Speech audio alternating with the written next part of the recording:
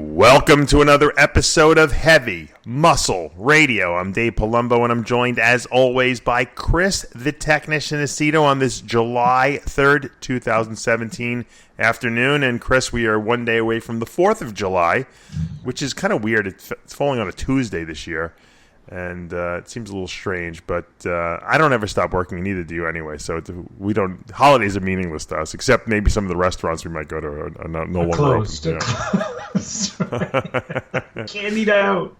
You're supposed to have a barbecue on the 4th, Dave. I know. I don't even have a barbecue in my house. I know you don't. I checked that out. Do you? I have a charcoal one, and it's from the 1975. second. Well, no.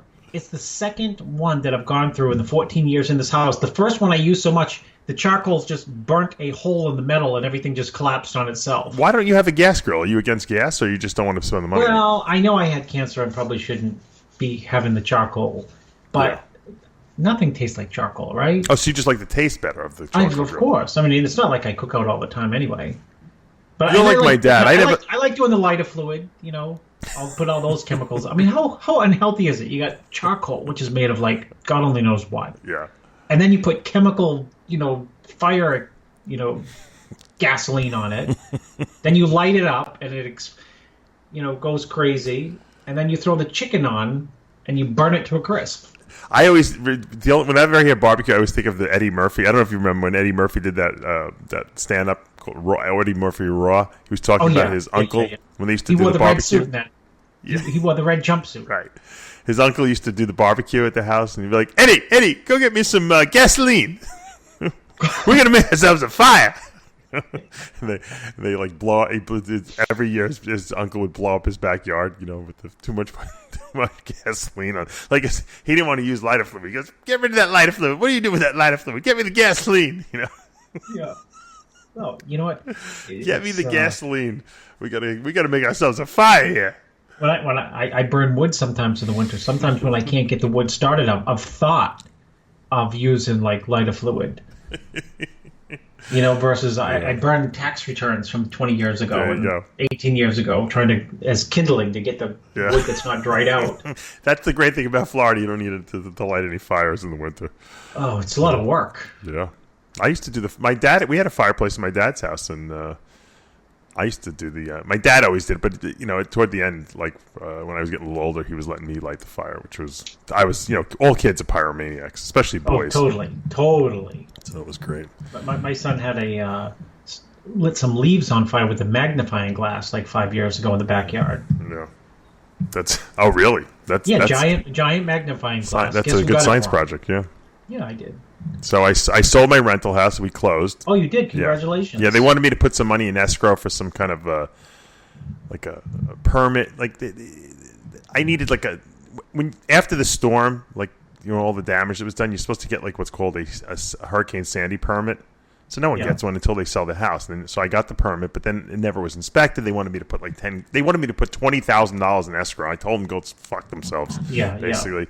Yeah. And then they're like, how about 5? And I'm like, I'm not putting anything in. Because at that point, I knew that the person wanted to close. They wanted it. You could, Now they're just trying to suck you. Yeah. So I'm just like, nah, it's all right. You know what? I'll find another buyer. Do this. This will drive people crazy all the time. There's other offers on it. Other offers. Well, I said, I'm not interested. I said, I don't need to. No big deal. They're like, no. So then they closed. So I closed on it, thank God. So I haven't got my check yet, but I closed on that house. And then my dad's house, believe it or not. What year did you buy the rental house? That was originally my house in '97. I lived in that. And then I bought a house around the corner because it was a little bigger, the one I was living in that you saw. And I just rented that other one out. So for many years. I liked the old house, the one that I stayed at. We had a lot of good times there. Yeah, that was it. It was my wife calls it the bachelor house. That's Who was the bachelor? I was the bachelor originally. I was living in it. Okay. Well, when I was there, you weren't bachelor. No. But Amanda was in Florida, and you were there. Yeah. No, but she just meant that she didn't like the style of it. She thought it was too bachelor. You know what she didn't like? She probably hated the bathroom, like the black floor bathroom that Jimmy Pletcher built. Right? No, I think she actually liked that one better than the other one. Who knows? I don't know. No, but I guess it's just the way I had the whole thing set up. I don't know. It wasn't. It is. When you get into a relationship with someone, you want to kind of build like the house and decorate it and pick the furniture Together, yourself. So it was too much old stuff in there. You know what I mean? From past relationships, I guess. So I understand that. So we started. That's why I sold a lot of stuff before I moved to Florida, because I'm like, you know what? I'd rather pick out new stuff anyway. Because I'm like you. I'll keep everything. I'll keep the same car I drove from high school. If it still runs. But women that's why you're still wearing the same clothes you've been wearing since when you worked with Jay Cutler. I'm changing worn out clothes for new clothes, and my wife says they look like new versions of the same old clothes. I said, well, that's what I like. What do you expect? I told you, my dad, when I was moving him out, was still wearing MD No Bull shirts in his house.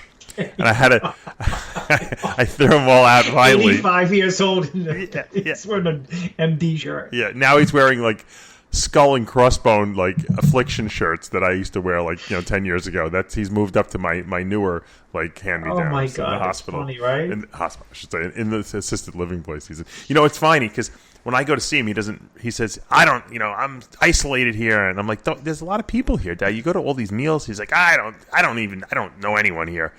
And I said, there's activities here. So I'm thinking, my father's locked up in his room all day long, and I'm talking to one of the nurses who called me the other day, and she's telling me that my father, they had some kind of, he's like, oh no, your father goes to all the activities. There was a Louis Armstrong's impersonator singer that came, was entertaining, and your father said he wanted to get up and sing. And I said, did he? He's like, yeah, he got up and he was singing his Louis Armstrong impression. Everyone was clapping and applauding. I said, he was? My dad can't even remember this stuff. Yeah. But he was doing it. But they said he was having a ball. I said, oh, well, that's good. And then I guess there's one other guy on the floor. It's all women, which I'm sure my dad loves too. And he's been talking he's like, if we don't separate the two, then they'll talk for hours. I'm like, really? So I was like, all happy. He just can't remember he's doing it, but he obviously is getting along with everyone there. So Dave, that is exactly what the same. I'll go see my father, and he'll hate the place, and he hates everyone, and right. He doesn't know anyone there. And the nurses say, yeah, he went to the movies. I'm like, what do you mean he went to the movies? I said, I went to the movies yesterday. I'm like, where? In the facility? They said, no, we take him out on Sundays to go to a matinee. He goes, That's so funny. So they can't remember, Yeah, he can't remember. But at least I was happy that he is doing activities, because I know my dad loves to socialize and tell stories. They're like, yeah, he's telling stories from the Army. I'm like, oh, good. No one's heard these stories. They probably think it's the greatest stories of all time. And if he tells them again, no one will remember anyway there, because everyone's in the memory unit. So Dave, you should tape. You know what? You should tape some of his stories so that you can play them to your son when he grows up. You're right. I'm serious, because just audio, just so that he can listen to the insaneness of it all. I said, wait. I told him in the hospital. I said, wait till he starts telling the stories about how he was stationed with they put him with all black soldiers. He loves that story, Anyway, so busy weekend in bodybuilding. We had a lot of shows out there. Probably the biggest one was the Chicago Pro. Michael Lockett wins his first pro show. Did you see that? Yeah, I did see it. Pretty impressive. It was a great lineup too. Yeah, really good lineup. A lot of depth. I was. I saw the final. I think they had the top two pose down. Luis Rodriguez and who we know obviously from New York Pro, made a big splash there. And Lockett, and I was looking at the pictures, and once again, you can't tell from pictures really. You have to really be there. But I thought Rodriguez was more complete than Lockett, especially in the leg department. He is more complete. I mean, Lockett was grainy, nasty, hard. I mean, that's the only thing I could think of. I mean, I probably would have had Rodriguez winning that show. But then again, I wasn't there, so Lockett must have been much more impressive in person.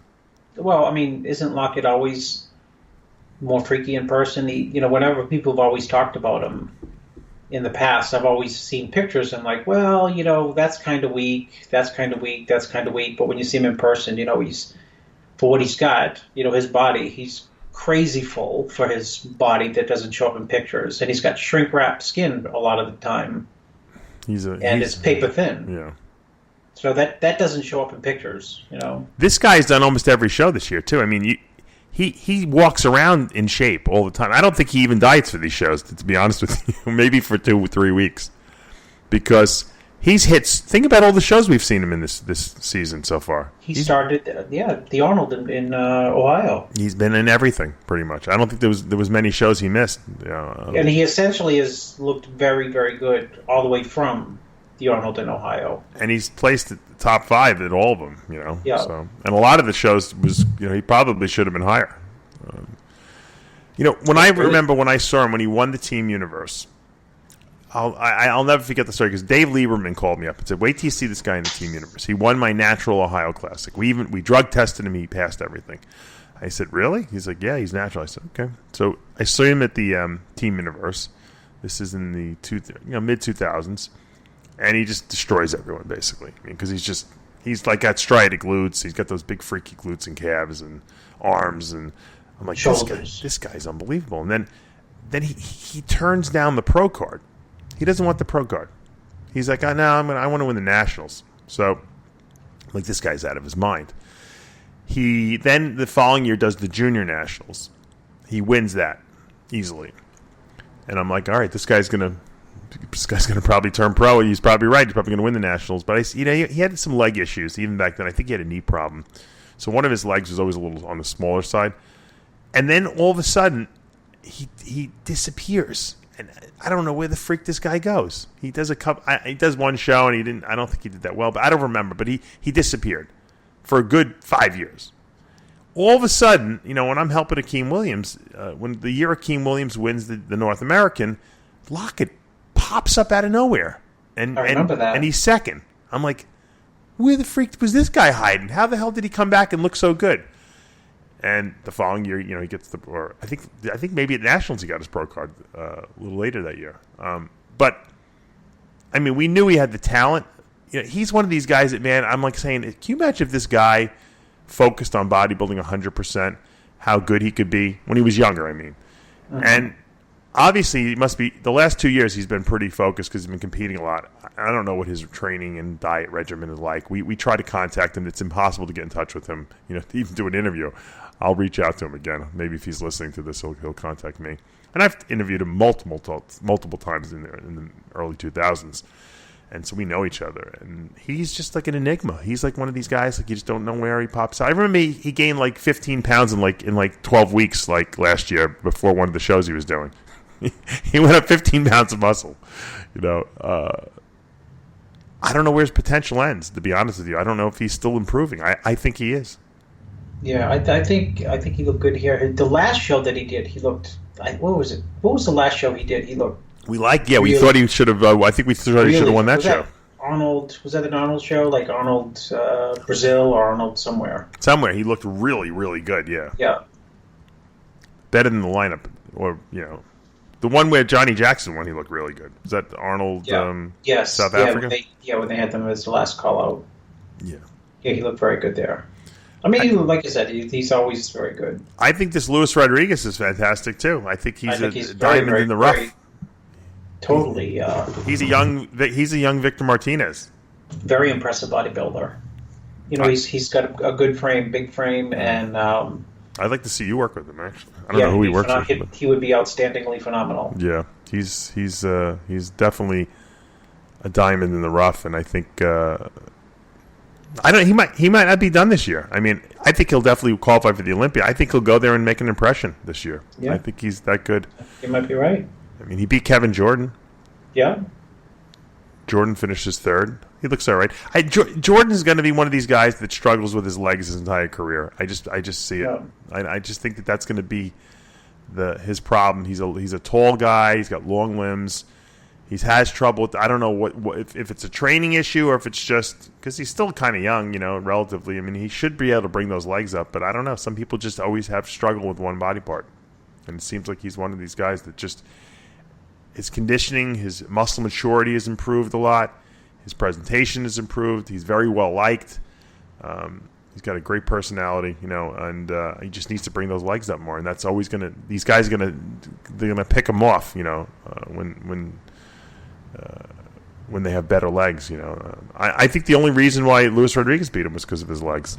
Yeah, because he's got more, He's got a lot of wow in his upper body. Yeah, Dave, I was just looking for the word. I was going to say he looks showy, but that sounds negative. Yeah. You know, he's got a lot of wow factor to his physique, which is the taper, the delts, the cap dries. Mm. The legs are, quote, good enough, really. They just need to be a little bit bigger. And girthier. You know, if they're bigger, it's going to make things like people get bamboozled. They'd be like, wow, your taper's better. It's even crazier. Would your upper body get bigger? Yeah, exactly. I'm sure he's not sitting around doing one-legged leg extensions on the, you know, it's not like he's not trying. It's just a tough body part for him, that's all. Yep. Everyone doesn't have genetics for everything, you know, except Ronnie Coleman, of course. Charles Griffin, 4th place. Another guy who just keeps banging away at that door, and I think that he's still hasn't found the exact formula he needs. I think he's hard and he's impressive, but he's not peaked. He hasn't. I don't think he's peaked his physique yet. Not once. Even when he won nationals, he was great, but he wasn't like perfect. I think he's going to find the right formula over the next year or two, and I think he's going to be really dangerous because he's got a lot of muscle on him. Fresh muscle, too. Yeah, I like the idea that he's competing a lot, too, because he's going to learn more this year. Absolutely. Right? You know what I mean? From doing multiple shows than because sometimes you do this.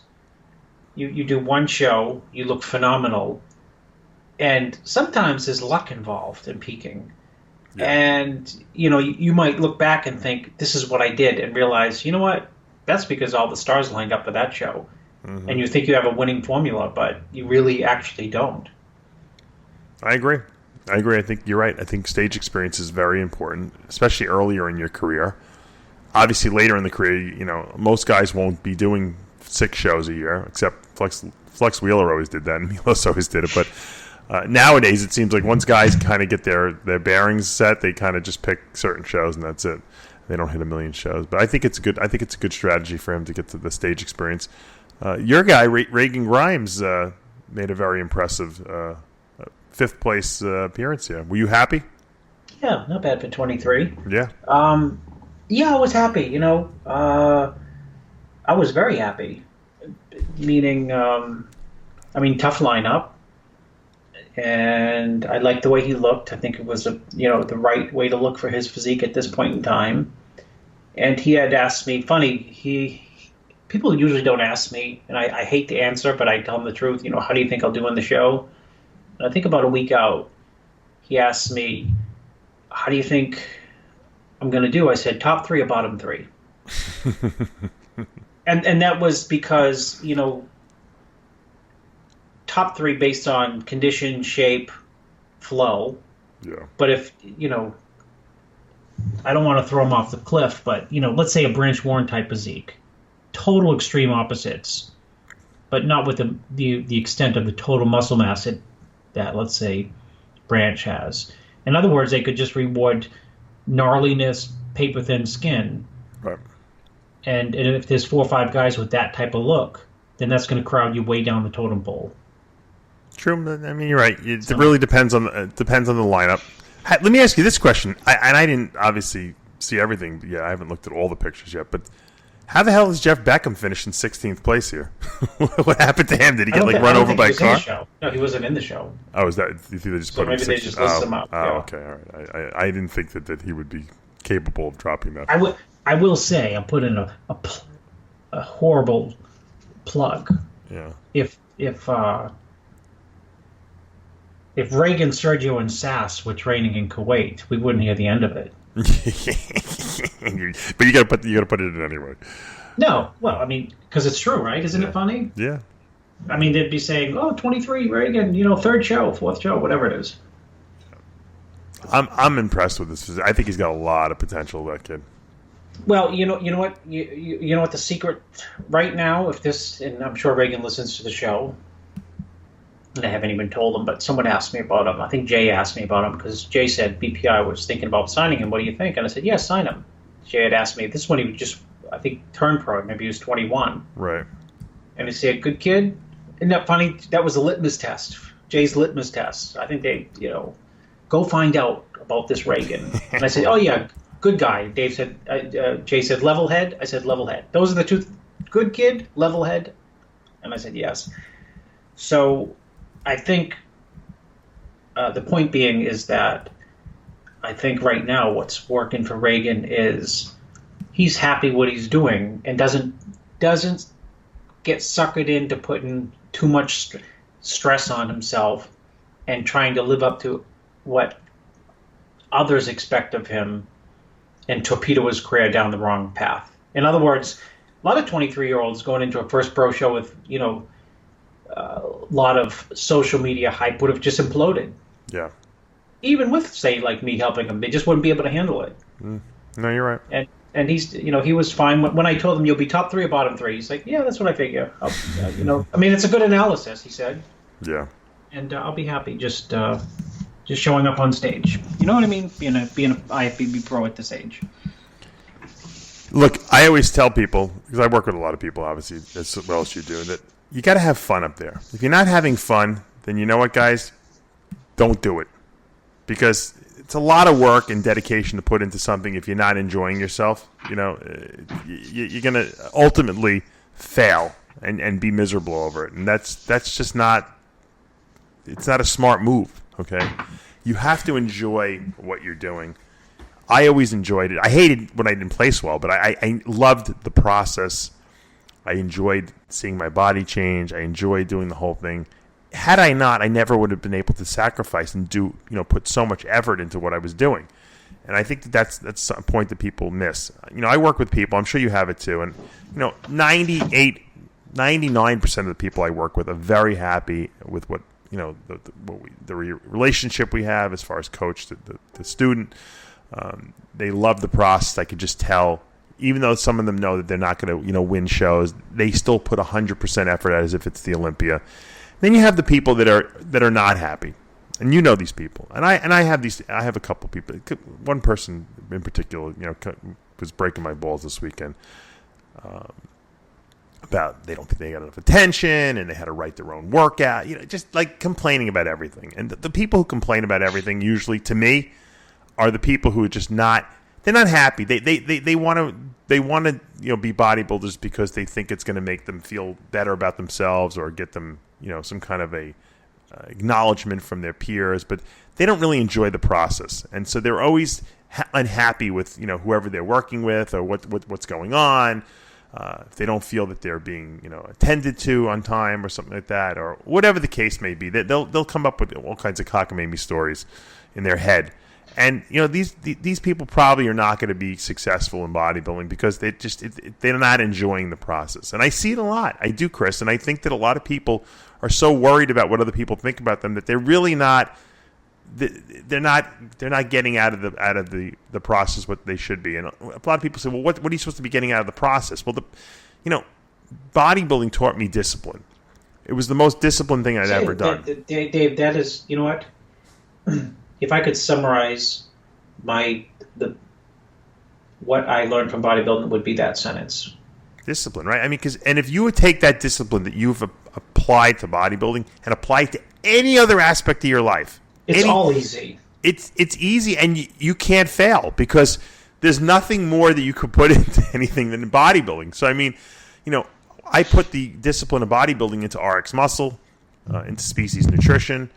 And that's why they're successful, because it's that you cannot fail attitude, and I couldn't have done that had I not enjoyed what I was doing. Likewise, I just, I breed reptiles now. Everyone, I'm always talking about it. And I just produced a boa constrictor litter of snakes, babies. I had 19 babies yesterday morning. And people are like, how did you do that? And because it was a very good, I got a little lucky, but it was also very, very good parents I had, and they produced some amazing offspring. And I've been putting the last 4 years of my life, I put a crazy amount of attention into this, and I was able to achieve something finally that I can say, I'm pretty proud of. So anything that you do, if you don't love it, you'll never put the attention you need into it. And then also take that bodybuilding discipline that you have and apply it. So it's really it gives you a tool set that will enable you to succeed in anything in life that you want. But the key factor, and I want to say one thing, because someone sent me an email saying that, Dave, you and Chris, when you talk about, living your passion and doing what you love. I listened to you. I heard you say it 500 times, and you know what? I've achieved something in bodybuilding, and he has a radio podcast. He has a whole podcast series that I never thought I could do. But I kept hearing your words, and I listened to it, and I lived it, and I got it. So this is not bullshit we're talking about here. This is real stuff. Take your passions and live them as if you lived your bodybuilding lifestyle. In other words, 24/7. Always be thinking about it. Always be putting 100% effort into it. And you can only do that if you love what you're doing. And that's the key, and the key to success, really. I can't give anyone any better advice than that. And hopefully you guys can use that. So let's. I don't even know how we got off on the subject, but because we were talking about Reagan being a happy guy. Yes, yeah, and he will be successful. You'll see. He's got the tool set.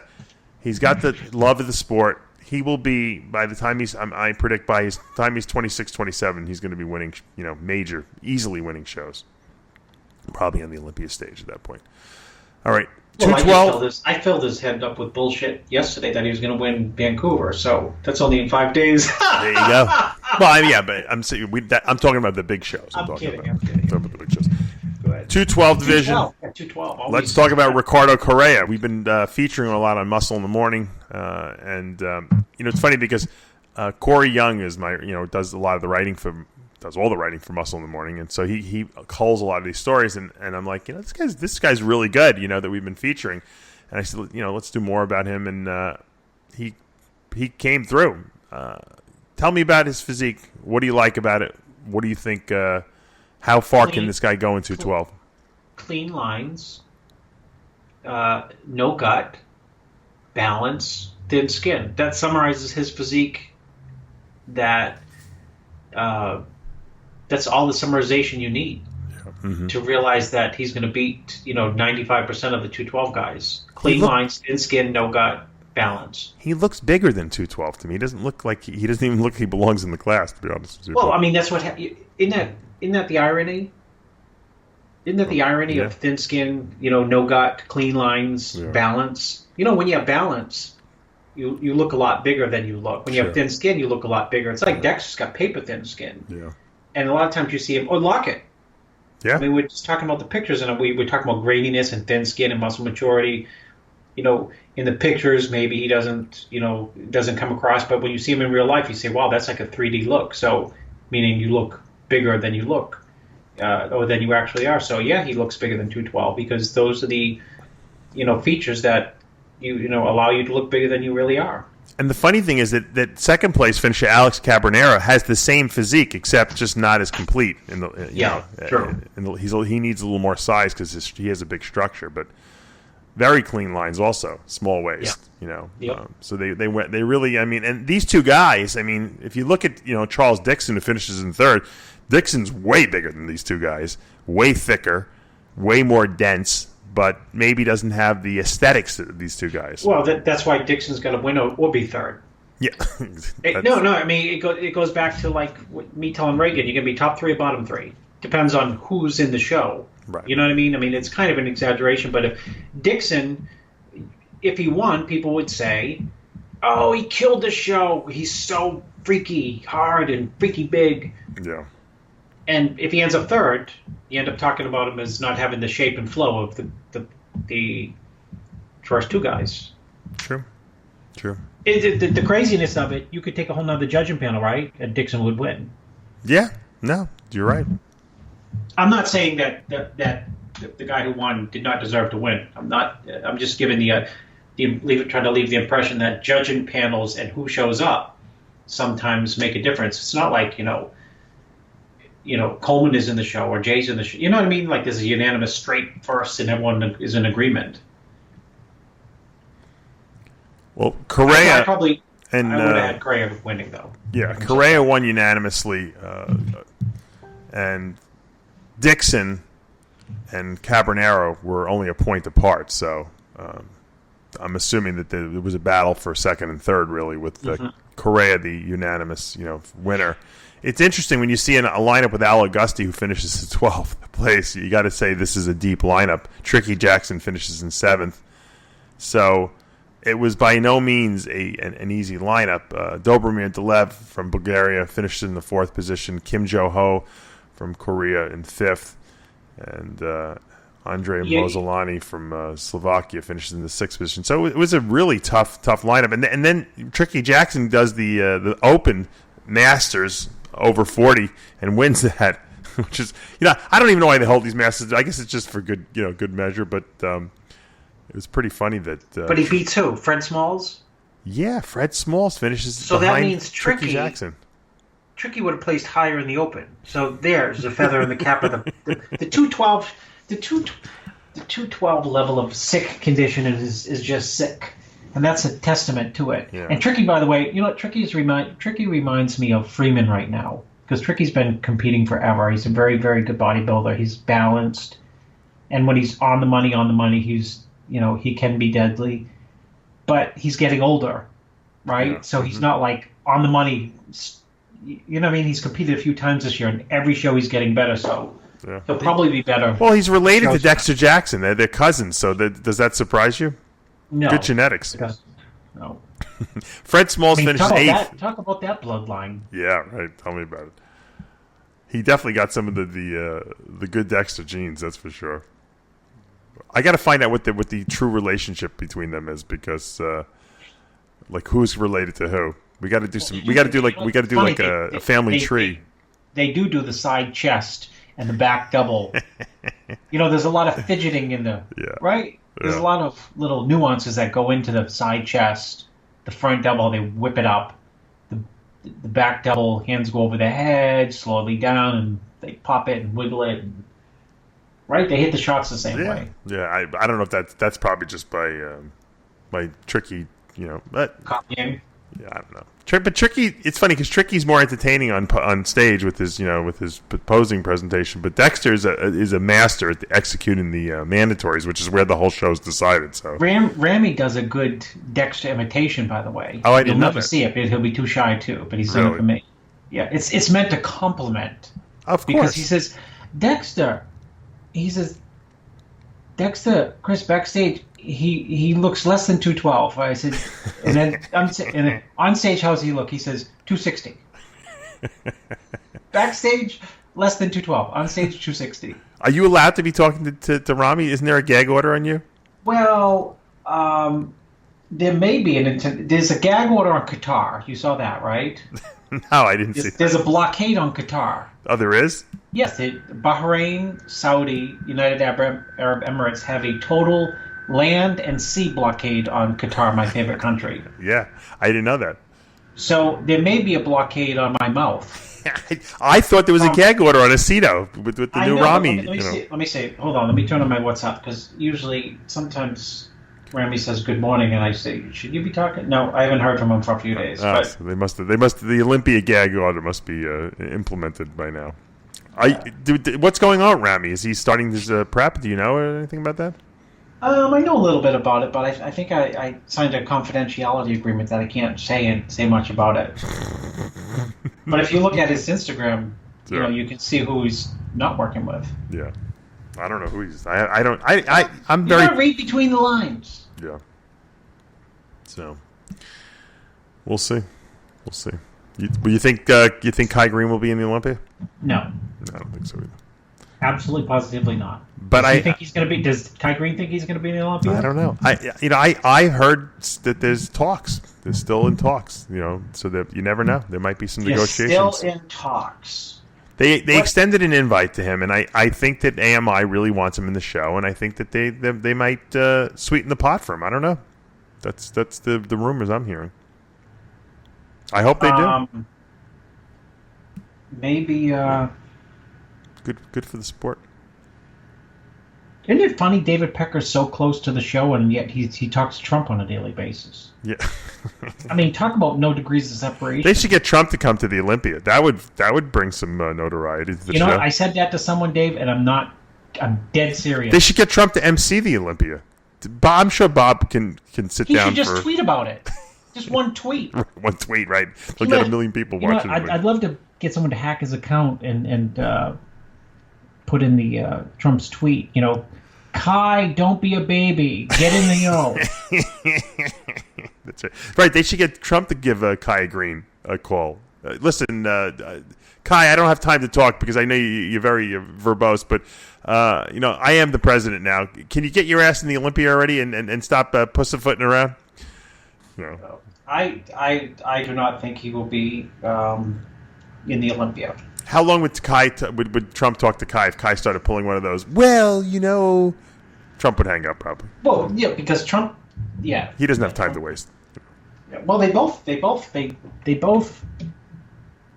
ramble a lot, so maybe they may, they may get have a conversation. You never know. I don't know. Trump likes people with a lot of hair, so he does. He used to give out Rogaine to his executives. I told you that, right? Yeah, you told me. I didn't know that. I never heard that because before. He said the worst thing for an executive is to lose his hair. Isn't that funny? Oh, for whatever good old reason. Donald Trump. Bikini at Chicago, Jessica Renee. I know Jessica for many years. She wins her first pro show, I believe. She's going to the Olympia. Gidget Migliaccio in second. Congratulations to those ladies. Third place, Rachel DeJean. In the fitness division, which they had all the divisions here in Chicago, Rael Graber, she wins. Fiona Harris in second, and third, Giorgina Ferroni from Italy. So that was a good event. I heard the routines were really good, nice down there. They had Masters Women's Bodybuilding. Angela Rayburn won that. And who won the Open Women's Bodybuilding? Oh yeah, I never heard of this girl, Brittany Oville from Garland, Texas. I don't know where she's. I don't really know that much about her. She won here, beating Victoria Dominguez, who's a terrific bodybuilder. I call her the female Ronnie Coleman. She got some great muscle on her. Wendy McCready from England finishes in the third position. So these girls will qualify, I guess, for the Rising Phoenix show that'll be taking place in September, before the Olympia, not at the Olympia. And let me see who else they had. Classic men's bodybuilding here. So it was a battle. There was a lot of people. Cleveland Thomas beats George Peterson, from New York. I heard people were not happy with that decision. Did you see the pictures? And I just skimmed them, and my impression is that George looks like a 212 guy in a classic. Here's my problem with George looks better in the hotel room than he looks on stage. He looks ridiculous in the hotel room. Yeah. Well, you get to filter out the lighting. I'm kidding. You know what? He's a guy who flattens out. You flatten him out on stage, he doesn't look good because he doesn't have he has a very short torso, and when things are not popping out of creation with this guy's physique, he looks less than, he's not as dominant. When everything's popping and he's got the crazy, cross-striated lats and the glutes are popping, and the hamstrings are ridiculous. He's impressive, but he loses some of his wow when he flattens out, and I've seen that happen in New York, and it happened here again. At least from the pictures that I could tell. I wasn't there. What? It's does he have to make a weight? Is that why he's getting flat? Yeah. He's. Okay. I don't know because it looks like the night before he looks great. If he has to make a weight, then the problem with making a weight sometimes is that you don't have the density on stage that you expect because you. It's the Eduardo Cray. I told you, I've always said Eduardo Cray is absolutely untouchable by anyone at 219. Yeah. And he's really 219. Right. Suck him to the 212, that is another 7 pounds of you got fluid in your ham, so you got some fluid in your tricep. It's called, wow factor. Mm-hmm. Yeah. And you can't eat that back on in 2 days. No. So it could be the same scenario, meaning he has to suck down to a weight. I'd like to see what he looks like in the 212 division if he decides to go up to it next year. I think he will at this point because I think he could be really good. I think he could. I can think he could be a top 5 Olympian. I don't know if he's gonna beat any of the top 5 guys, but he definitely could be in that top 5 if he puts a little bit more muscle on. I mean, he could still grow into that class. He's probably got 10 more pounds. Lee Banks finishes in third. Consistently there all year long. Second, third, has yet to win the pro show. Armando Aman in the fourth place. Good to see him on the in that top five. And Nelson Lopez from Portugal finishes in fifth. Don't know too much about him, but we probably will be hearing more about him. I'd love to see guys come out of nowhere. Stan McQuay has to settle for sixth here, so that's got to be not a great showing for Stan. I mean, I'm sure he was looking to come in here and possibly win the show, get a little momentum behind his sails, but that's not to happen. This was a tough lineup. I don't know. Very tough, I think. Very tough, a very good lineup. If you look at some of the guys, those lineups are going to get tougher and tougher. That's the bottom line. There's a lot of guys in them too. It's like, I mean, it looks like a national NPC show. It doesn't look like a pro show. Dude, you can go back and just I mean, it's not like because I'm right, but I was right. I mean, you're right all the time. I'm right once in a while. I've been saying it for like 2 years. I said, just give this division 2 years, and you're going to see 90 guys in the nationals in a class. Yeah, you're probably right. That's just the way it is, It's amazing when you think about it. I mean, it's not like, how about this? Think of it this way. It's like people go like, well, I'm going to take 2 years off and, try to put on some muscle, then come back to the Chicago Pro. You know what I mean? Yeah. Where some guy who's in the Classic be like, I'm going to take 4 months and do a good small little off season, let my weight go up 10 pounds and try to come in 3 pounds heavier. In other words, the length of time it takes to build all that muscle to be competitive against Lockwood. Look at Kevin Jordan. How long's he been busting his ass? And we're still like critical of his legs. Yeah, true. You know what I mean? It takes a long time to add a lot of muscle to be competitive to win an open IFBB show for a lot of guys. Whereas, if you're a classic guy, you can have a decent off season, put on 3 pounds, and you go from 12th to like 4th. You're very competitive. Yeah, I agree. And a lot of people don't want to go to this day and age. A lot of people don't want to go up to 280 in the off season and try to put on muscle so that they like the look of the 212s. I mean, the classic. So it's got a lot of reasons in its corner why the classic is just exploding. Yeah, men's physique was a tremendous show here too, because Sergi Constance, who's probably one of the most popular men's physique guys in the world. Okay, now he wasn't competing in the in any shows that we've ever seen him in. Put it that way. He was in other divisions, I think, and doing stuff in Europe, modeling. I mean, I've interviewed him before. Johnny Styles knows him. Obviously, it's the Spanish connection. And he's always, I thought he had one of the best, greatest physiques that I had seen. He's just very marketable. He's like the Dana Lynn Bailey of the physique world. And he shows up here and he blasts through everyone. He beats Brandon Hendrickson, who was, an Arnold Classic champion, a top 5 Olympian. And Brandon has to settle for second. Sergi Constance can be the next big thing in men's physique. That's what I'm thinking. I think these guys all better be very, very careful and watch out for him, because he's dangerous as hell. And he's got like I said, he's got the following and the marketing behind him, and he's got the whole Spanish, mystique behind him too. You know how that goes. Yeah. So it's going to be interesting to see, when he comes Olympia time, how he does, because I think he could be your real dark horse up there. Where does he live? Europe? He's from Spain. Yeah, he's from Spain. His following, if you look at his Instagram following and his YouTube following, it's ridiculous. And he's got the physique to back it up, and he seems to be a really nice guy. Every time I've interviewed him, he's super, super nice. As a matter of fact, the last time we interviewed him, I think it was at the Olympia last year. Maybe it was 2 years ago. I could be dating myself. He did an interview with me in English, and then he did one in Spanish also for us. So the bilingual thing definitely makes him have more mainstream appeal to the entire world. You know what I mean? Because think about having people speak Spanish, all over the world. It's crazy. Imagine if Kai spoke Spanish. 40 billion followers. Yeah, exactly.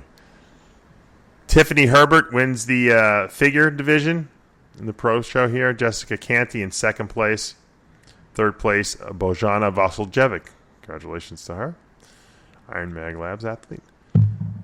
In women's physique, can you believe how many divisions they had? Holy mackerel. I take my head up to Tim Gardner for putting this thing on. Autumn Swanson redeems herself. She wins. Diana Schneidt in second. Jenna Reed in third. Huge women's physique lineup. Crazy how many girls were in this thing. It's just goes to show you that division. It's funny because the pro division, I think, is more popular than the amateur division is. It seems like I don't know. You're right. More participation. Like I was looking at the Team Universe results from this past week, and there were like 8 girls in a class. I mean, they were giving like pro cards away, and only 8 girls in the class show up. It's crazy. Susan Smith finishes in 4th, and Michaela Soto in the 5th position. So congratulations to those ladies. They had Masters Women's Physique as well. Margaret Sharame, she wins that with Jenny Feldman in 2nd. Michaela Soto in 3rd. So huge lineup. Oh, I mean, these. I'm secretly happy that I'm not at these shows. While I missed this, I like watching the pro men's open and a couple of the other divisions. These shows are so long that I almost enjoy just looking up the results afterwards and looking at the pictures. If someone made a video montage, recap, I would watch that too, probably. Think about how much footage you'd have to take to actually do that. It's like it's a full-time job in itself. These shows are the big weekends, And if Chicago seems like there was a lot of people, go take a look at the Team Universe. There was over 1,000, and I'm not talking about crossovers. It's still going on. Yeah, there was 1,000 people in the show. It's nuts. I was over at NPC News Online looking at the pictures, and I had a lot of people in that Team Universe. Jose Raymond's wife got her pro card. Oh, congratulations. Fine. You know what's crazy? She's been working out, she hasn't been working out long, but 2 pros in that new household. Yeah, it's pretty amazing. I'm counting right now. 18, 21, 24 pro cards in figure were given out at the Team Universe. 24, Chris. 24 pro cards in figure alone. Isn't that crazy? Yeah, it's a lot of pro cards. Yeah. The Canada show was this weekend. They give out 2. I know. Yeah. I have a beef up there. They didn't give out. I know someone up there who's won like the class, who'd be a good 212 guy. Right. Anyways, don't get me going. He's won, I think, 4 times, 5 times the class. He'd be a good 212 pro. No pro card. I mean, it's bizarre that they're giving out 24 pro cards for, what is it, figure? It's Team Universe, and, there's people, in Canada who won the class for the 4th straight year, 5th straight year, whatever it is. Well, why do you think they're not doing that? Why do you think they're not giving the pro cards I don't know. Why wouldn't, you know what? It's like I have no idea. Not good enough. I just said he'd be a good 212 pro. He'd be a shitty open pro, right? So they give up. I'm serious. I mean, a lot of good 212 pros would be shitty open pros, right? It's a whole different. Sometimes it's a whole different, But he'd be a good 212 pro. But if they're only giving out 2 pro cards at that show, and they used to only give out, I think, 1. So let's say the Super wins it, and I don't know who else won the other one. Maybe someone else was bigger. Mm-hmm. Yeah. But the guy who wins his class, it's Dustin Kosman, by the way. 4th year in a row. I think it's the 4th year in a row. Can't even get his pro card. So he's like back to what? Makes no sense. Yeah, I see this in other countries too. They give like very few pro cards out, but the talent pool is just bigger here, in the United States, and I think they can justify more pro cards because they have more competitors. Although this Canadian Nationals was huge. I mean, I'm looking at some of the results here, and tremendous. I mean, tremendous event. I think it's grown thanks to the federation up there into something that a lot of new talent is coming out of it. We never had so many great people turn pro and then be successful pros out of that country. In the last couple of years, it's been wacky if you think about it. So they're doing something right up there. they're more into bodybuilding up there. We're more into like physique in the United States now. Do you notice that they're much more hardcore than we are up there? I gotta say that. I gotta put it right on the record. But they like to get big and hard. Yeah. They like bodybuilding. Yeah, I even the women are more muscular up there. If you notice, even bikini. Yeah, definitely. Even the bikini women are. Well, I'm looking at that Team Universe. It's crazy how many people were in the show. I had a couple people. I had one of my guys, Kareth Bajo, won his pro card in bodybuilding, so I wanted to congratulate him. Mario Valenzuela, another one of my clients, won the middleweight class Team Universe there. So, and I had a whole bunch of people in the show as well. So, I mean, we can talk about the show forever and ever and ever and ever and ever. But I'll say one thing. They've built that show. Steve Weinberg has built that show into such an amazing event. Now, for people who don't know the history of the Team Universe is called the Team Universe because it was designed for fielding a team to go to the bodybuilding world championships, wherever they hold it all around the world. Because the Team Universe, the World Amateur Championships is a drug-tested show. So the Team Universe was always a natural or a drug-tested event, and the overall, and then down the road they decided to give the overall winner in men's and women's bodybuilding a pro card. Then when they added fitness, in the back in the 90s, they decided they were going to make this the Fitness Nationals, and so they always had fitness at the show.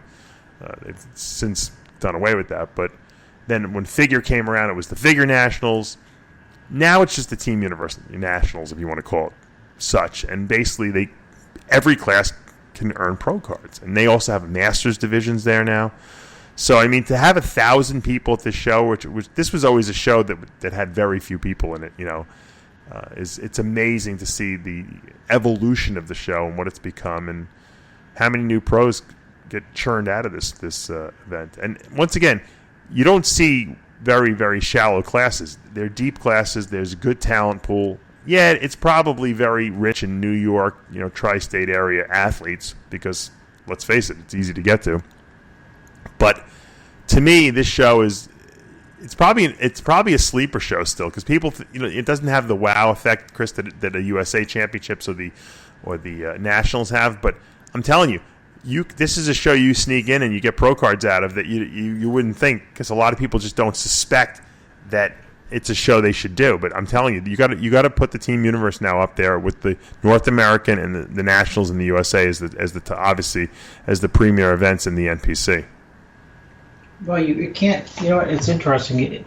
It can't have the wow effect because nothing does, because there's so many shows and there's so much going on all the time, and there's so much reporting and podcasts and radio shows and internet and social that it's not like 10 years ago where someone coming out of the Chicago Pro, Michael Lockett, would have enjoyed a lot of hype running into the Olympia just because it was a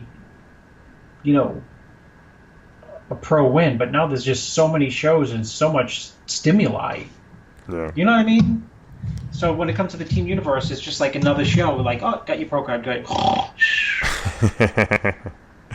I mean, I don't mean to belittle the winners. Yeah. It's just that there's only so much attention that people can give to like winners. Does it make sense? Yeah, it makes absolute sense. Also the problem is that there's so much going on. Everywhere at all times. Think about how busy this weekend was with all the events that took place. It's mind-boggling. And we talked about Chicago. Think of judging the team, Dave. Think of judging the Team Universe with 1,000 people, and you got 7th.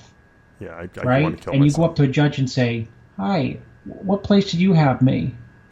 Yes. Right? And the guy would be, or the lady would be like, "Who are you?" Yeah, email me. Doesn't mean that the judge didn't actually judge them. No, you got to go back and look at the pictures but as a judge. Yeah, you can't remember. It's impossible. But think about it.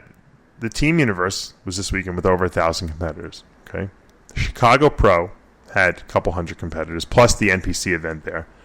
You had the Canadian Nationals up there, which probably had many, many hundreds of people. Okay? You also had the San Jose Pro event out there in California.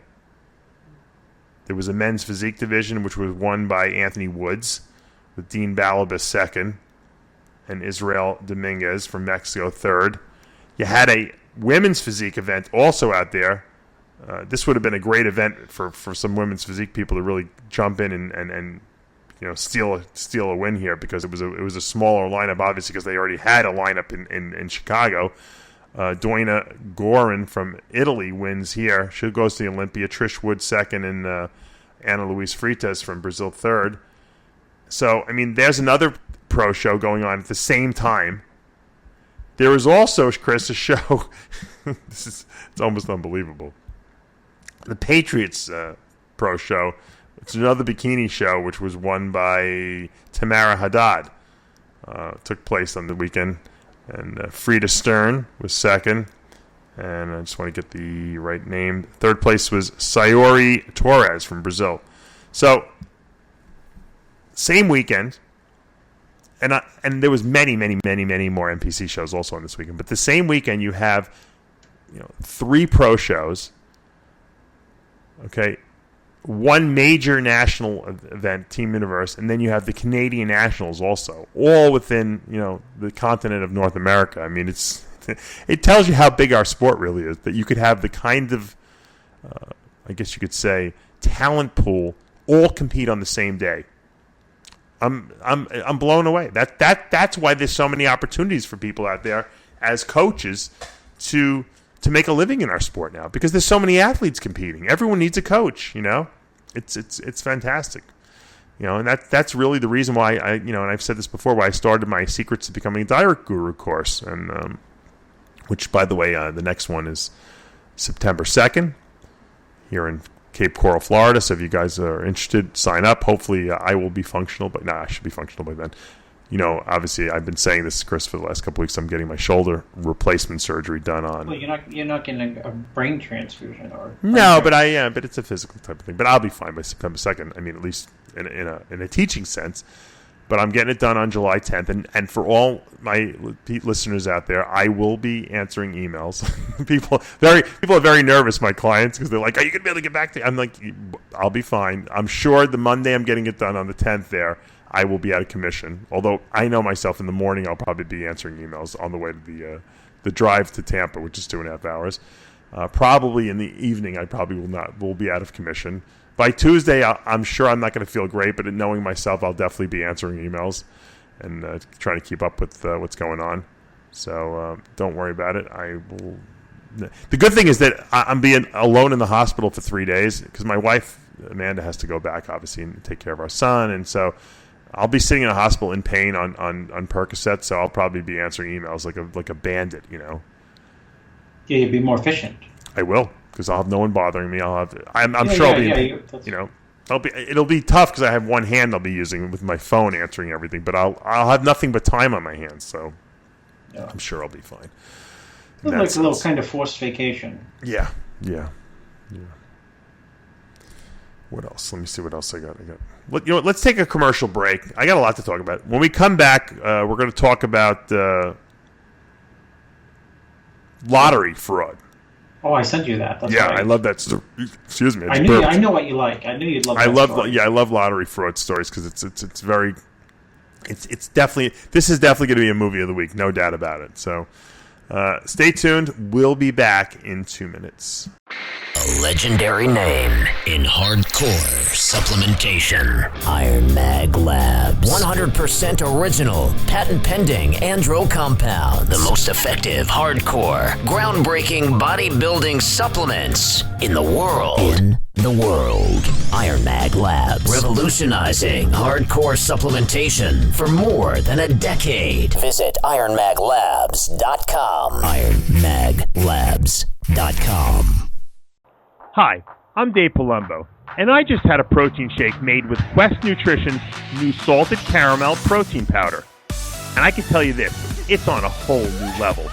It's a total reinvention of the protein shake. The taste is incredible, and its creamy texture and richness make it taste like a real caramel milkshake. It's incredibly low carb, less than 1 gram of sugar, and 22 grams of protein in every serving. no soy, and it's gluten-free. Just add water, ice, a scoop of protein, and shake it up. It's that easy. I actually look forward to drinking this shake. And Quest Nutrition has got a total of 7 different flavors. They come in convenient single-serving packets so you can mix and match. Check out loveyourproteinpowder.com for more information on Quest protein powders and some delicious shake inspirations.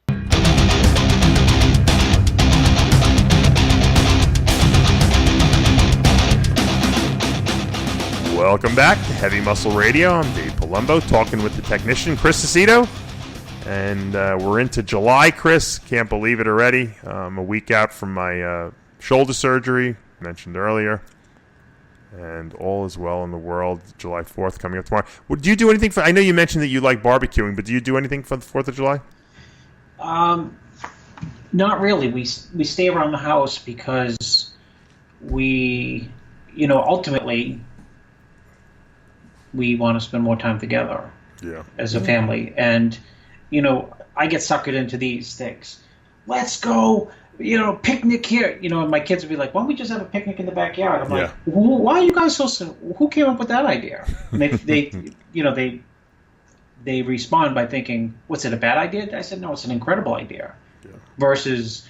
pack, the stress of getting there, a zillion families at this picnic area. The worst thing you can do, traffic. Right. The worst thing you can do is ghost places on holidays.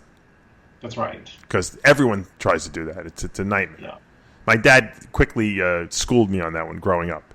Oh, he's been very, very, very bright. My kids are schooling me on it. Every year we would watch the ball drop in Times Square, on TV. My father would be like, "These people out there are out of their minds." And the people that go out and stand all day, and it's freezing cold, December 31st to watch the ball drop in Times Square on New Year's Eve. Yeah. My dad would drive him crazy. What are these people, crazy out there? Don't you ever think about doing that? I said, Dad, they're tourists. The tourists think it's cool, No one from New York would actually be crazy enough to go in there. Oh, yeah, of course, because I've actually thought of that. I've actually thought, that might be nice for 4th of July. New Year's Eve. Go to New York City because we're not too far. Think about it, December 31st. Think about how cold it is normally. Okay, you're trapped. Once you get into that area, you can't leave.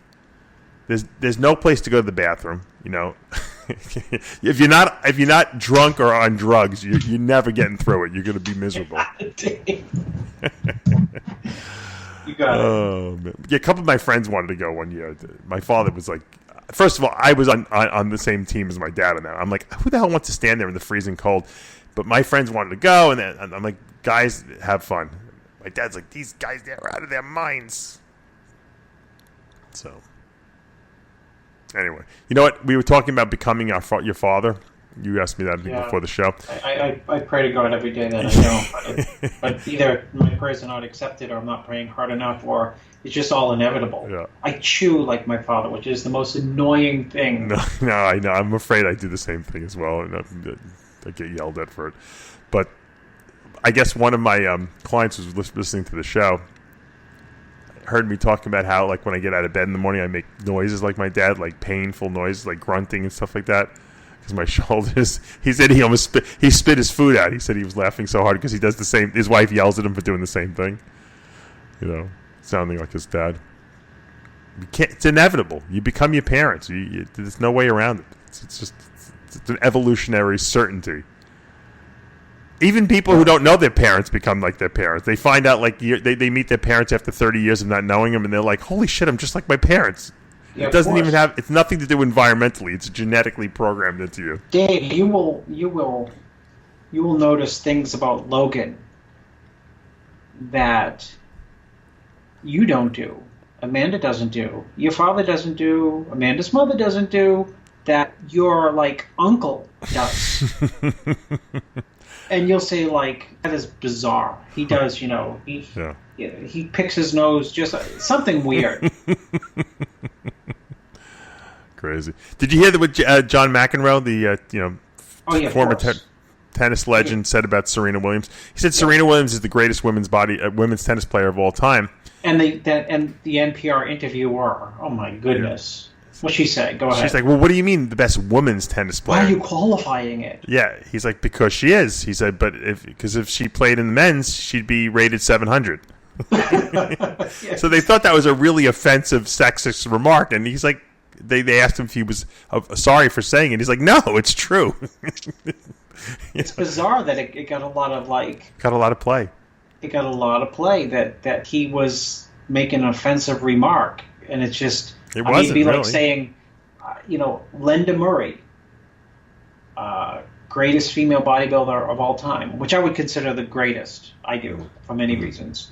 And there's a lot of context why. But, I don't know if she'd... I think Reagan Grimes would still beat her. Oh, absolutely. Absolutely. You know what I mean? I mean, so it's weird. Iris Kyle, could she really win the 212, No, Olympia? she couldn't beat Hyde. No. Who's her boyfriend? It's a different. That's what I meant. Yeah, It's a different different. physique, different. The levels of tennis that these people play. If you watch the men's game compared to the women's game, the speed with which the balls hit is unbelievable. But I will say one thing: Serena Williams is unbelievable. The fact that her and her sister are still freaking winning, they got to be close to 40, right, or in their 40s. They're like the Dexter Jacksons of the tennis world. You did see the 60-Minute story, right? Have you ever seen it, Dave? On I think when so. they lived in South Central. With the father, we used to put them to do crazy And they were drills poor, and stuff like that. and there was and no one in the area ever played tennis, and the father was like a Tiger Woods. Tiger Woods' father was the same way. They had He said, these are going to be the two greatest tennis players in the history of tennis. And the father would get out there with no tennis skills, no tennis tools, no experience, and he'd just take them through what he thought was the basics. Well, like Tiger Woods. He would make him but he would make him do crazy things like throwing the racket over the top of the tennis cage. Just like wacky exercises.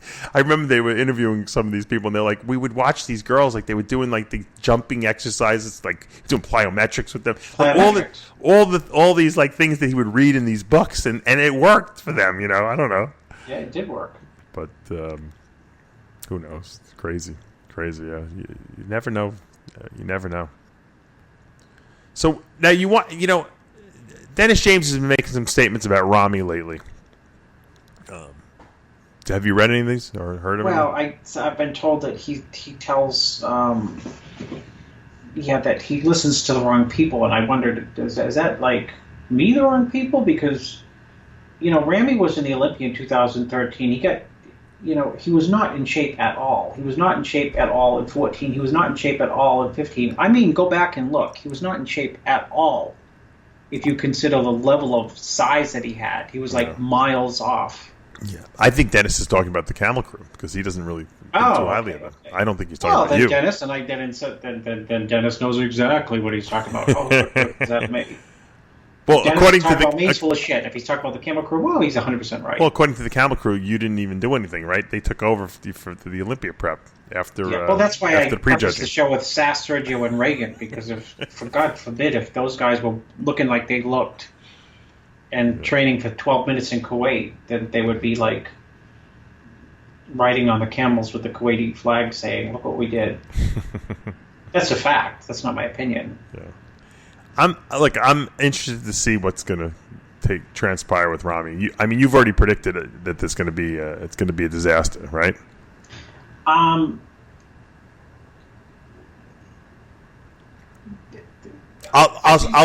stop you from answering. I think of the Akeem disaster.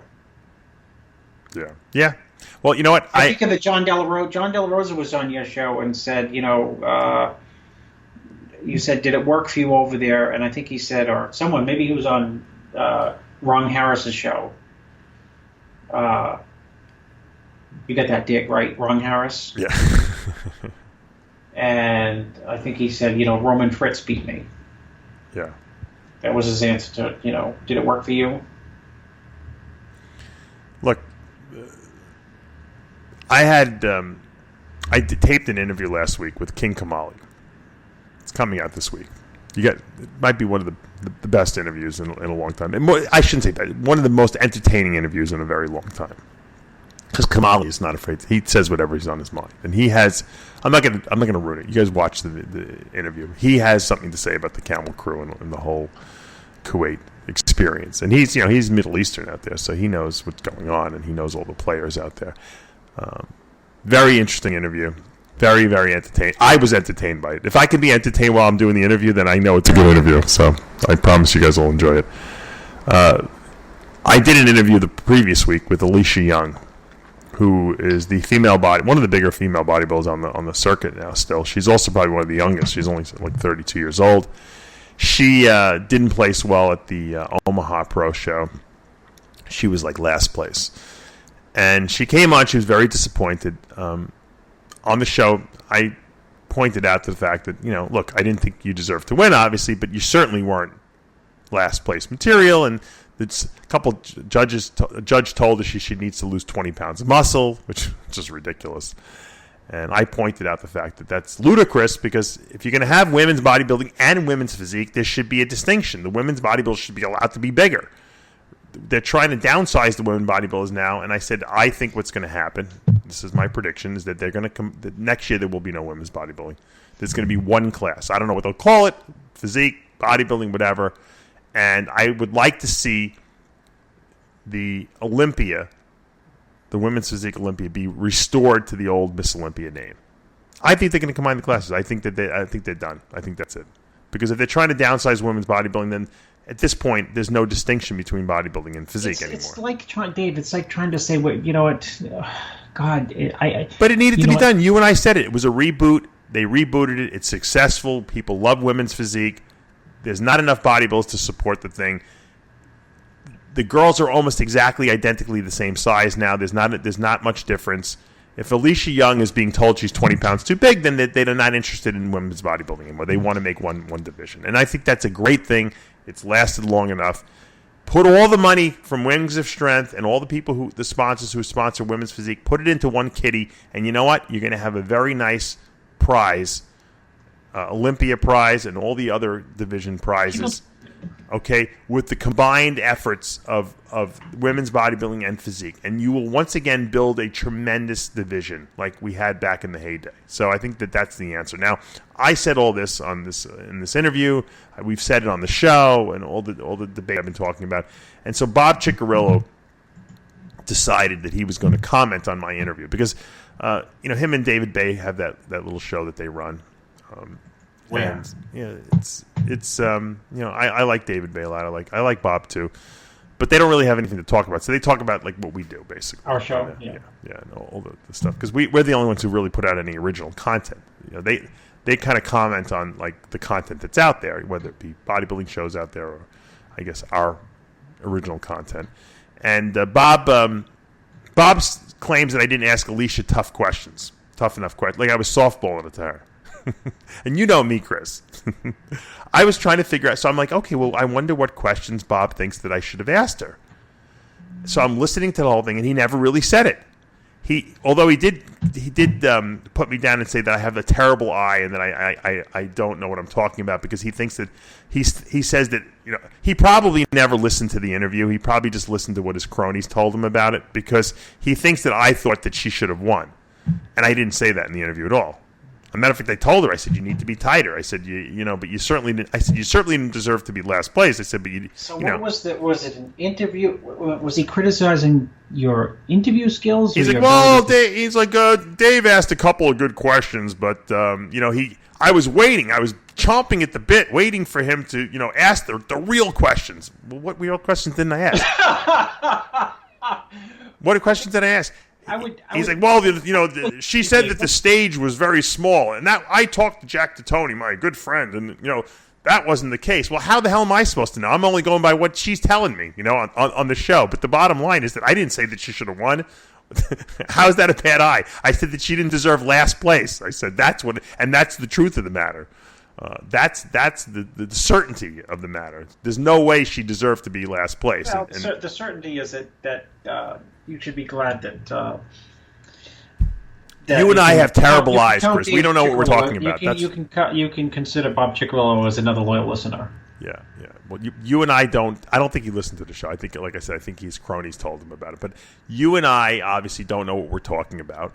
We have a terrible eyes for the sport, for judging the sport, And we talk out of our ass. We don't know what the hell we're talking about. Well, when you have a subjective sport, you're never going to get, the whole idea that the sport is not like, well, I ran a 9.8 and my competitor ran a 9.85. Yeah. You're going to get variable opinions. Of course. That is why in this show we talked about Tank Dixon.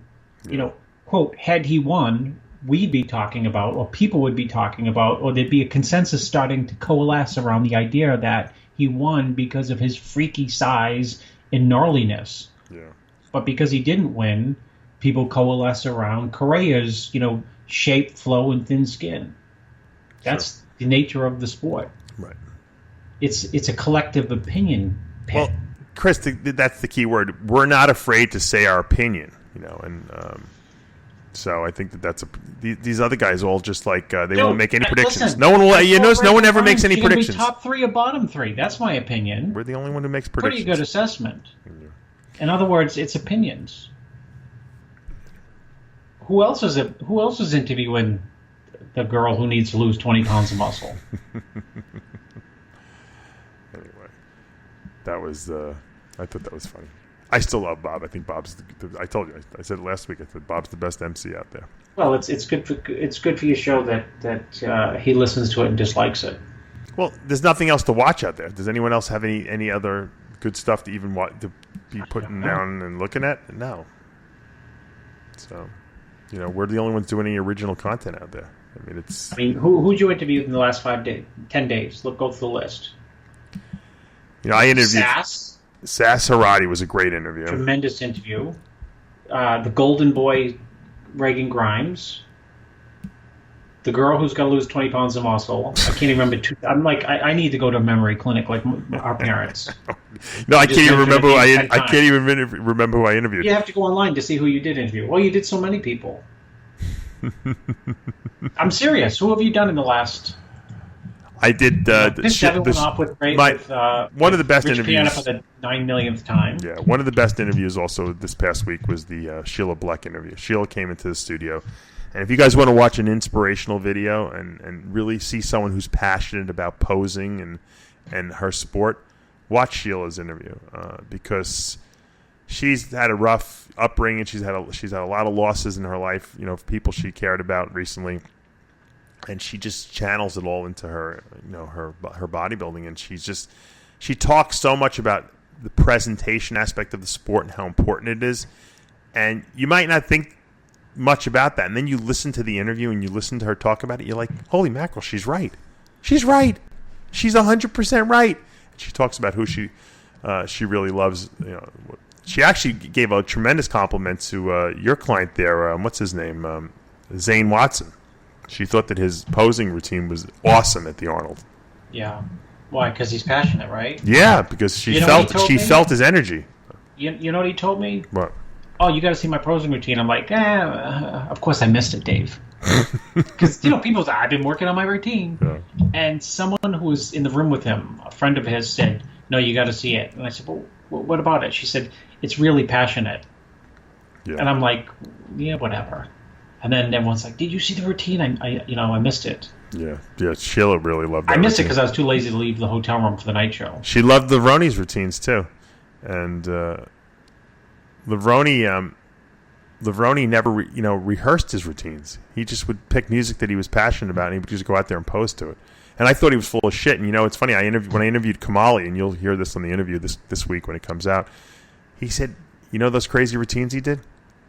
He said he never prepared either.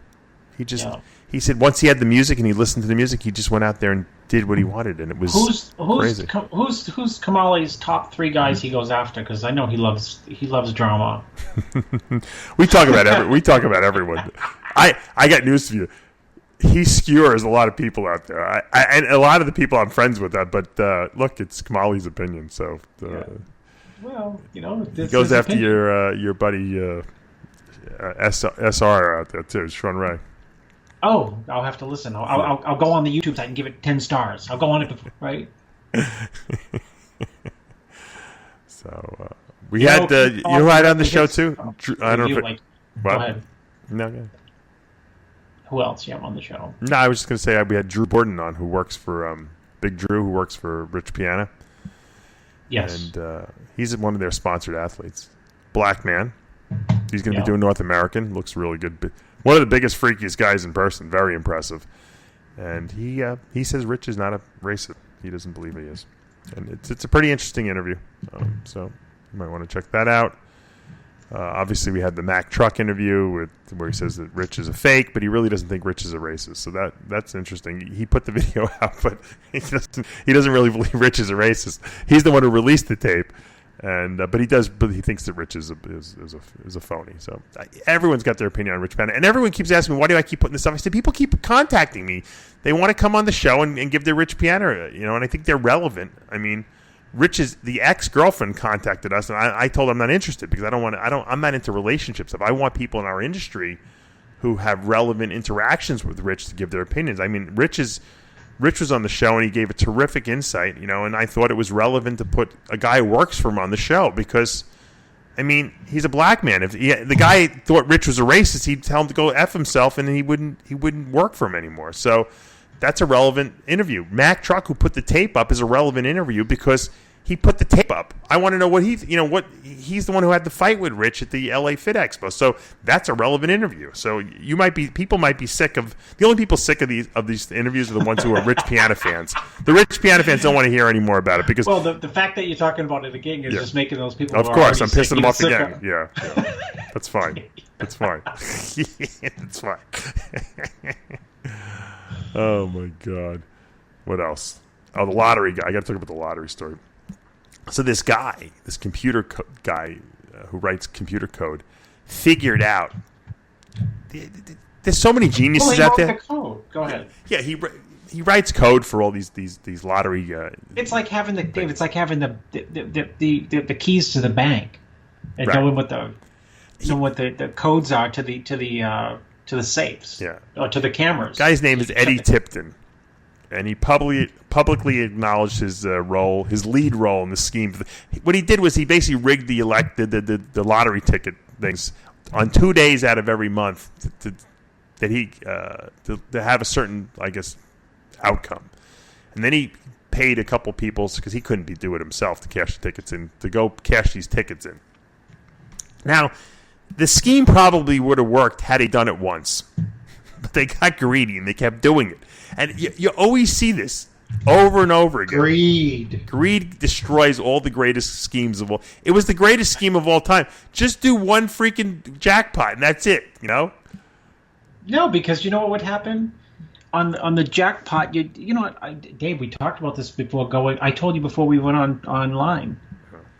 We were talking about bankruptcy, and I told you, just because people have tons of money doesn't mean that they can't go bankrupt because they can't manage that tons of money. They spend too much. And, just because you have one big jackpot doesn't mean you just can't burn through it. And, it's probably in the guy's head. How about do once a year? He steals the first 10 million. No, the first 5 million, and he burns through it. Yeah, well, they didn't burn through it. It was so easy, and we didn't get caught. They didn't get caught. There was the whole idea that this is easy, but they have to understand that people are going to get tipped off if something's it seems suspicious. He writes, quote, "I wrote the software that included code that allowed me to understand or technically predict winning numbers, and I gave those numbers to other individuals who then won the lottery and shared the winnings with me," Tipton said. What did they get? How much? I'm trying to find. I don't think they said. Tipton said when he wrote the code, he believed he was taking advantage of a loophole in the random number software, and he didn't think it was illegal. Of course not. Investigators say Tipton installed code that left the computer's work as should be on all days except 3 days of the year, May 27th, November 22nd, and December 29th, when they would produce predictable numbers if the drawings occurred on a Wednesday or Saturday after 8 p.m. Holy mackerel. Tipton admitted to the court that he provided cohorts with the winning numbers for jackpots in Colorado in 2005, Wisconsin in 2007, and Kansas. So this has been going on for a long time. He did space it out, so he wasn't that crazy. But the group, which included Tipton's brother, Tommy Tipton, and a friend, Texas businessman Robert Rhodes, also attempted to collect a $16.5 million hot lotto ticket in December of 2010 in Iowa, but Iowa lottery officials refused to pay it because the men tried to cash it anonymously. Ah, this is how they got caught. Iowa rules... No, because, Dave, a lot of people like take the lottery anonymously because they don't want their friends and family calling. Right, but in Iowa rules require the buyer and owner of the ticket to be made public. So they never would have got caught if they didn't try to pull this crap in Iowa. Don't ever go to Iowa and do this stuff. They got nothing but time over there to find out who's trying to screw them, you know? Once Tipton was identified as a possible suspect, investigators began checking for connections to the other winning games and zeroed in on winnings connected to Tipton, his brother, and Rhodes in other states. Wow. Tipton's plea deal resolves his legal situation in all the affected states. He could get up to 25 years in prison when he's sentenced. Wow. What would you do, Dave, if I came to you and Amanda and said, Dave, I got this lottery ticket. It's for $14 million. You want to pick up the winnings for me? You might have to do a little jail time, but if nobody calls... This is funny. Tipton, a 53... this must be the brother. You know how I'd suck you into it? I'd say, think what you could do with the interview format, with the studio, with the $14 million, Dave. The brother is a former Texas magistrate judge and a law enforcement officer. Said he's now unemployed and must sell part of his farm to pay the $800,000 in restitution the judge ordered. I feel terrible for them. What'd they do with all the money they won? That's what I want to know. Yeah. They went through it, is what they did. Yeah. Right? Sand said the scheme resulted in payouts of $2.2 million, and he has demanded repayment through restitution from the Tipton brothers. Wow. Pretty funny. Pretty funny. People, like I said, if people put as much ingenuity, Chris, into doing legitimate businesses as they do into doing these I know you're schemes, they would be millionaires anyway. I know. And they wouldn't have to worry about getting arrested. People always have a scheme going. It's amazing. There's not people. There's always people. There's always people who are very smart and very energetic, and they're passionate. They're just passionate about a scheme. Yeah, because they think it's easy money. There's no such thing as easy money. There's no free meals, Chris, right? You and I know that. Yeah, there's no such thing as easy. No free meals. There's not easy anything, really. Although I will tell you one thing. The reason the nurse called me from my dad's assisted living place is because he was in the dining hall eating and entertaining the troops, and he was all panicked that he couldn't pay for his meal because he had no money on him. Yeah, and she's like, "This is very common. A lot of these people there think that." I'm like, "Dad," so I put my dad. I'm like, "Dad, you don't have to pay for the meal. It's all included." He's like, "Where's my wallet?" I said, "I have your wallet." I said, "Don't worry about it. Don't have to pay for anything." That's so crazy. My father asked me. So maybe there is a free meal. He thinks there's a free. See, my dad thinks there's no such thing as free meals, and he's right. But I already paid for them. He doesn't realize that, you know. I know. Anyway, so that's all the news that's fit to print. Do you know who that slogan comes from? That is from, I think, is that the New York Times? It is. That's a good Trivial Pursuit question. New York question. Times every day for 20 years. That's their little slogan. All the news that's fit to print. Yeah. Do you remember that game? I love the fake news that they produce. Yeah. Do you remember the game Trivial Pursuit that was big in the 80s? That was really big. Yeah.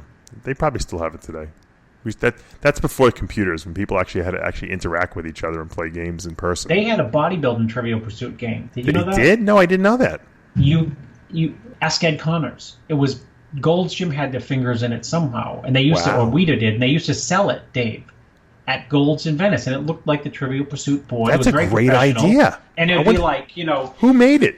And it'd be like, ask, like the questions would be like, what's Chad Nichols' carb-up protocol for Ronnie Coleman? I'm serious. And they'd be like, apple pie filling, peach filling, banana cream pie. Are you serious? None of the above. Oh, my Dave, God. I'm dead serious. That's a great idea. Trivial Pursuit. I'd love to get a hold of one of those. If anyone out there has it, look, I'm sure you're probably not using it. If you want to donate a couple, if you send me the contact me and send me some of the game or at least some of the questions, I would love to ask him to on the air to Chris Aceto, and Chris can ask me some of them. Yeah, I've been saying for years, Dave. I'm kidding about it. We got to play on. We got to play. Serious. I've always told Dave that he has to start a shticky bodybuilding Hall of Fame where you can go and you can see this is the first Sandow. Maybe have one Sandow in there. These are the red trunks that Lee Haney wore when he won the NPC Nationals, the first Nationals. Right. This is a scorecard from the 1980 Mr. Olympia. Even if it's a photocopy of the scorecard, I could do it. I have snake. I have my snake building. Well, it's my office is upstairs, and then downstairs is my snake room. I thought about doing it, Dave. I have 3 rooms. Snake room 1 could be the Hall of Fame. You collect this weird memorabilia that people like. This is what would it be? I heard what's his name? Peter McGuff has a lot of bodybuilding memorabilia, but he's mad at us. So I live like 15 minutes from him, and these are the checks that bounced. Oh no, they don't bounce. All right, that's it. I got stuff to do today. It's a busy day. I know you got. Just do 4 hours. You want to do 4 hours today? You got sports today as well. You can get co-divorces on. Yeah. Well, we're going to be doing a lot of content this week, Chris, because, like I said, I'm going to be out of commission the week after that, so we'll be recording a lot of stuff. I hope you ask the hard questions just in case. That's right. I throw the soft. I'm such a softball lofter. You know that. Chomping bit. He was chomping at the bit. But anyway, I want to just congratulate all the pro card winners this past weekend and all the pro champions this past weekend. It was a really, really busy weekend in bodybuilding and fitness events throughout the country and the world. And it just goes to show you the sport is alive, it's well, it's healthy, it's growing, and that's good for all of us because we're all entrenched in this industry. We're a part of it. And the better the industry does and the more people compete, the better it is for all of us. And we have more to talk about here on the radio. Chris and I don't have to talk about our fathers the whole show. We actually have bodybuilding to report on. So hope you guys are enjoying all the content and keep the likes coming and keep subscribing. Chris, we're at over 82,000 subscribers on the YouTube channel. I would like, by the end of the year, I'd like to be at 100,000. I'd like to be there before the Olympia, but I don't know if it's going to happen. But it's all because of you guys out there who are listening. So if you guys are listeners of the show here and you haven't subscribed to our RxMuscle YouTube channel, please go in there and hit subscribe. We're going to do it. We're going to get that 100,000, and I'm going to have a huge, crazy celebration and do something special. I don't know what it is yet, but I haven't figured it out. But we're going to do something, I promise you. And that's my goal. I want to get that little silver button that they send you on the little plaque from YouTube, so I can hang it on the wall. I can hang it on the bodybuilding Hall of Fame here that we're building. That Chris and I are building. We're building it virtually, but we're. You can get like Budweiser cans from after Jose won the Arnold. Maybe Haney will give me one of his 8 Olympics. It's the weird stuff that you want to get, the fun stuff. I got to get a Sandow. Maybe Haney will give me one of his 8 ones. He's got 8 of them, right? Maybe Ronnie. I bet you Ronnie would give me one. I bet if I asked Ronnie, he'd give me one. Sergio Oliva Jr. told me before the New York Pro that his or maybe he told Weinberger. I don't know. But he told Weinberger that he said my father, when he had some financial issues, sold his Sandows. And Steve was shocked. Yeah, so they're out there somewhere. So maybe Aaron Sigmund does have a real Sandow. Could be. It's crazy. It's crazy when you think about it. Probably those early Sandows were probably made out of spit and glue too. They probably weren't really well done. I'd like to see like a glass. I like those Arnold Most Muscular things that Branch Warren has 25 of. Those big cups. They're really nice. You want to modernize it. Well, I think they should be like crystal stuff is really nice for display. I like wall plaques too. Trophies to me, I guess the Sandow is kind of cool. It's not huge. It's kind of manageable. The gold medals are pretty nice. I think those are really, really awesome. I remember Dorian. I don't know if it's still in Weinberger's gym. Dorian had given Steve one of them to hang in the gym, which was kind of special. I'm sure they weren't made of gold, but they were impressive looking, for certain. we got a lot of good stuff in the sport, and like I said, there's always new ideas coming up, and I'm all for that. I think that we should nurture that. All right, Chris, we're out of time. Till next week, remember, with Heavy Muscle Radio, the truth hurts.